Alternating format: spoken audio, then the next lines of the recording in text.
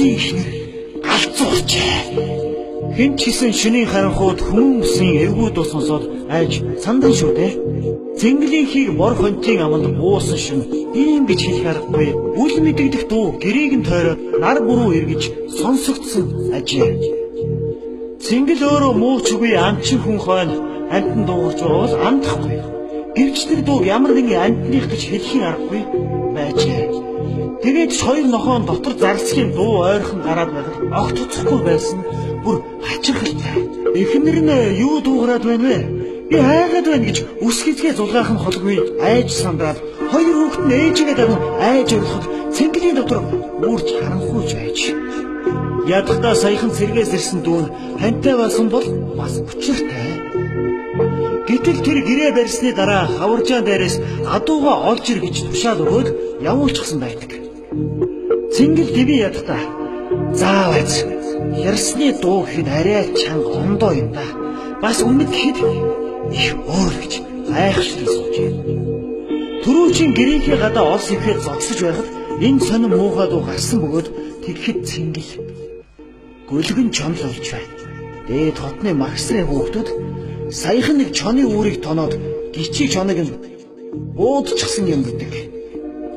Тэгээд ихгүй болсон амтан айл бараадаад ölж байхгүй юу да гэж санаагаараа буудсан боловч удалгүй өөрөө хүртэл эвгүйцээд гихтээ явж орхисон юм санаж.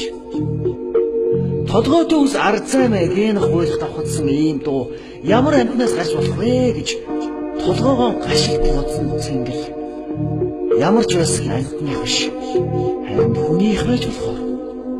Хүнийхтэй бүр улангасч галзуурсан хүн л ингэж хачин мухай орлох байх та гэж өөрөө өөртөө дүгнэлтийгээд юудаж ихнэр хүүхдээ тайвшруулъя гэж бодон 3 зай угсардаг орос гарч хилдэндээ аваад уугаа мөрлөн гарахтаа нэг хий буу тавиад үзье гэж боджээ. Гэтэл хоёр нохоо гэрийнхээ хаяанд ирчихсэн таслаж гэнэ. Бараг гэртээ дайж орох нь олгүй зогсож байх үзэл бүр самгардан золтол буцаад хүүгээд орчихсонгүй лээ. Шүний их талд юу ч үл харагдах бөгөөд нөгөө аимшигын амтны хоолоо хяхах мэт инээснээ их их татан уйлах айдан сонсогдсоор байлаа. Цэнгэл ямар ч байсан дуу гарч байгаа зүг рүү бууга багцаагаар нь чиглүүлсэн бай. Гохыг нь дарж орлоо. Тэгтэл чихт өчрөөсөө их чимээ гарч эргэн тойрон намжин болсноо. Гэнэт харанхуйн дундаас хагас галзуу илий болоо гэмээр хүний дуу.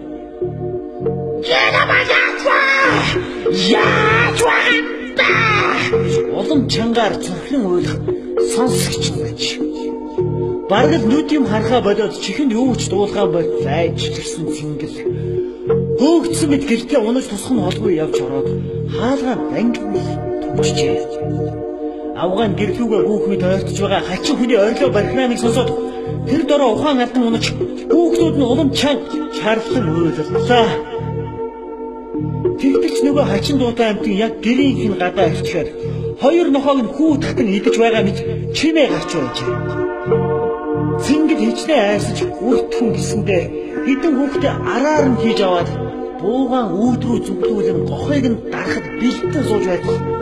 Гэрийн гадаа хоёр нохоо нэг зүйл рүү хард хурдхийн дайрч сонсогдоод гинэт морин төвөргөө гарч дооchi гэж нохоо занах танил дуу үхэрмал мөөрг мэд шинээ сонсогджээ. Гэвч үүлнэд итгэх зүйлээс айж зүрхэнд нь хий орсон цэнгэл хаваржаар руугаа явсан дүүгээ орж ирдэл гадагшаач гарсангүй. Буугаач доош нь буулгасангүй. Дүүн орж ирвэлцээ гэр доторх мундай сундаг байдлыг үзээд оргодол хулгайч дээрэмч орж ич үүмэлчээд яваа юу гэж боджээ. Цэнгэл авгаагаан ус цацсан сэргээ хоорондоо чамд ямар нэг хачин хүний дуу сонсогдсонгүй юу гэж асуусан байна.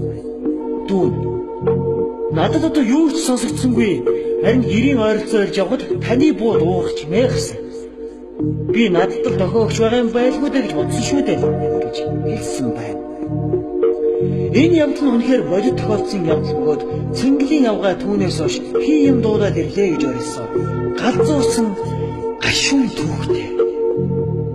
Гэхдээ дээрх тохиолдол нь хүнд тийм ч муу юм зүйл хүргэж чаддгүй зөвхөн хий тоо чимээл бөгөөд Монгол орны өргөн уудам тал их бай өвчин хаан чимэрхүү дуу чимээ шингэсэн газар захаас аваад байдаг тул мэдэж явахад илүү төхгүй эзээ сонсогчдоо.